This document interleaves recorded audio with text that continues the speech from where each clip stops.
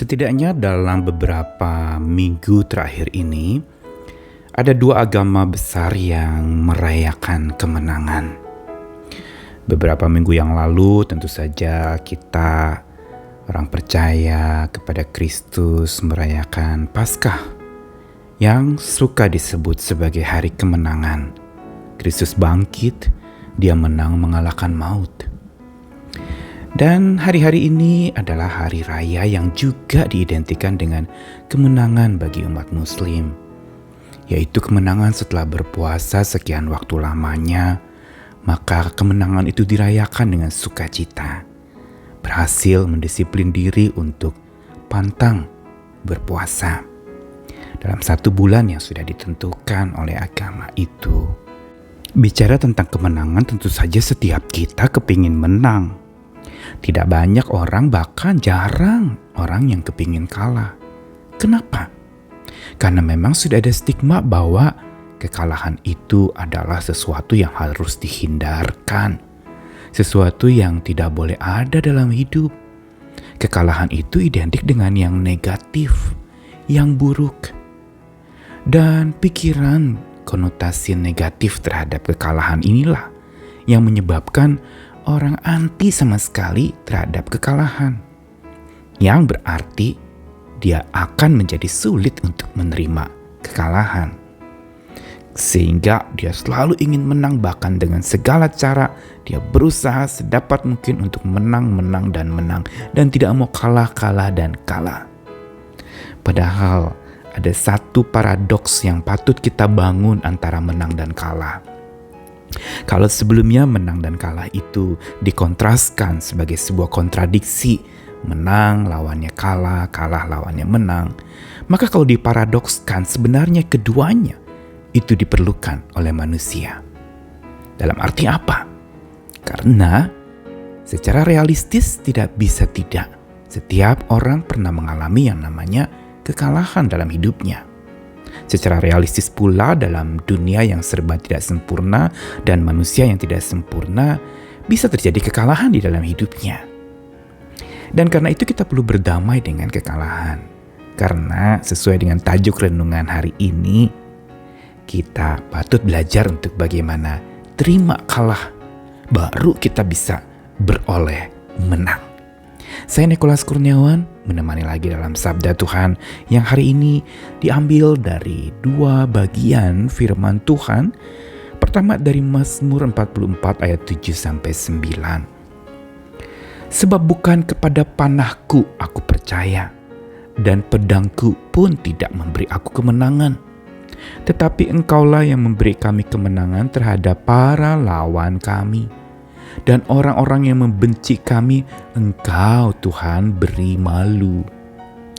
Karena Allah kami nyanyikan puji-pujian sepanjang hari, dan bagi nama-Mu kami mengucapkan syukur selama-lamanya.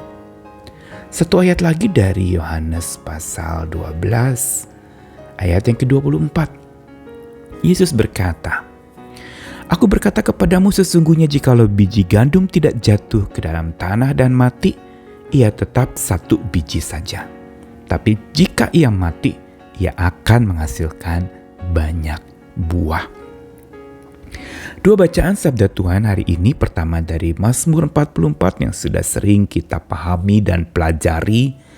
Kali ini memang kita soroti tentang sisi kemenangan. Pemazmur menulis, bukan kepada panah aku percaya, dan juga pedang yang memberi aku kemenangan.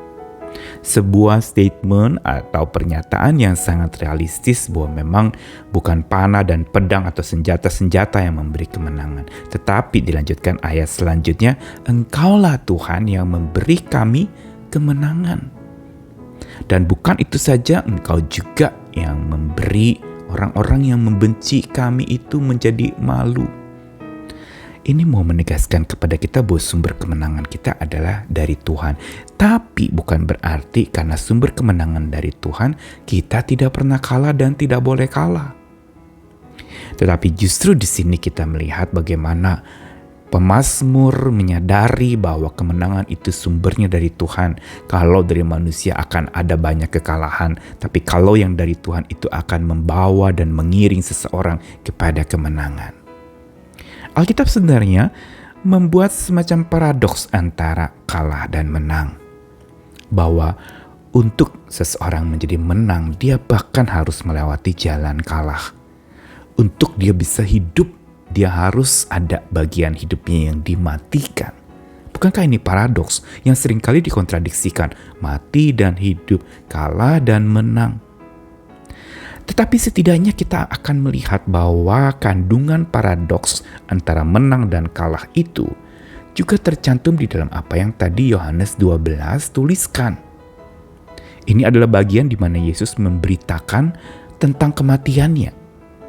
Yang dia katakan, biji gandum tanpa jatuh ke tanah dan mati, tetap satu biji saja. Jika ia mati, baru menghasilkan banyak buah. Sekali lagi, Yesus bahkan mengatakan tentang kematian biji gandum yang diperlukan supaya dia bisa tumbuh jadi pohon dan bisa banyak buah dihasilkan.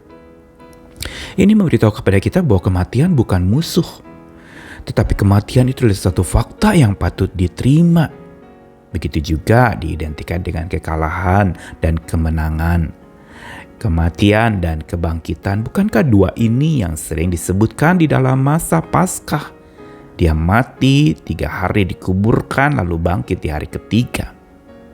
Atau saudara-saudara kita yang juga merayakan hari kemenangan setelah berpuasa, menjaga diri pantang supaya tidak kalah melawan hawa nafsu, maka lalu kemudian dia bisa menang.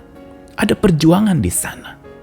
Dan untuk itu, dalam perjuangan itu kita patut mematikan. Makanya ada pantangan ini, pantangan itu. Kita perlu mematikan hawa nafsu kita untuk supaya hawa rohani itu tumbuh. Supaya kita bisa menjadi pribadi yang lebih dewasa. Dan karenanya kalau kita perhatikan, maka apa yang dikatakan tentang biji gandum yang kalau tidak jatuh ke tanah lalu mati, maka sebenarnya ini menjadi nilai yang penting untuk kita bisa melihat antara kekalahan dan kemenangan. Kita patut berdamai dengan kekalahan. Berarti berdamai menerima kekalahan itu, bukan setuju. Sekali lagi, bukan lalu kita setuju, oh dah kamu harus kalah, kamu kalah dulu baru nanti menang. Bukan dibuat-buat kekalahan itu. Tetapi bila kalah itu datang menyerang, terima. Dalam arti adalah bahwa apa? Tuhan kita sudah memperagakan, dia terima kekalahannya, dia terima kelemahannya, bahkan dia mati untuk dia menang dan hidup. Dia terima kalah agar beroleh menang, dan benar itu terjadi, bukan? Pelajaran hari ini mau beritahu kepada kita dari sabda Tuhan untuk peroleh menang atas maut. Kristus terima kekalahan dan maut itu dengan satu hal yang membuat dia kuat menerima kekalahan dan maut itu adalah dengan hati yang terpaut pada Allah. Ini yang jadi sandaran kita juga. Kita perlu terima kekalahan, kita perlu terima bahwa semua manusia akan mati asal kita mau terpaut kepada Tuhan. Ini rahasia untuk menerima, rahasia untuk berdamai dengan kekalahan dan juga kematian. Supaya saat kita terpaut kepada Allah, kita makin sadar bahwa menang sejati baru terjadi kalau kita berani terima kekalahan dengan rela hati. Saya tidak tahu hari ini apa yang sedang kau gumulkan. Mungkin ada kekalahan-kekalahan, kelemahan-kelemahan. Mungkin ada hal-hal yang sedang mati dalam hidupmu. Ingat bahwa ada sesuatu yang mati untuk sesuatu yang lain akan hidup. Ada sesuatu yang tidak ada untuk sesuatu yang baru itu akan ada. Ada sesuatu yang kalah dan jatuh, kita lemah. Tetapi ada sebuah kemenangan dan kekuatan itu diberikan oleh Tuhan. Mari kita belajar paradoks ini dan mari kita belajar menerima kekalahan agar kita beroleh kemenangan. Tentu saja dengan hati yang terpaut kepada Tuhan. Jangan takut kalah, jangan takut pula dengan maut. Karena bersama dengan Tuhan yang kepadanya kita terpaut, maka kita akan mampu menaklukkannya bersama dengan kemenangan Kristus yang sudah bangkit di hari Paskah kemarin itu. Tuhan mengasihi kita sekalian, mari menang bersama Tuhan, mari menang dan berjuang bersama Dia yang memberikan kemenangan. Amin.